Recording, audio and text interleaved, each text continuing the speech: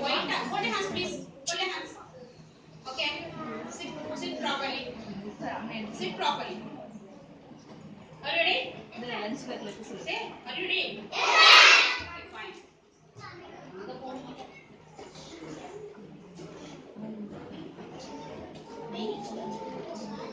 இப்போ அவங்க வந்து சாதாரண ஒரு பாரதியார் பாடல் அந்த மாதிரி ஒரு பொதுவான பாடல்கள் அவங்க பாட போறாங்க சொல்ல போறாங்க கேட்கலாம்.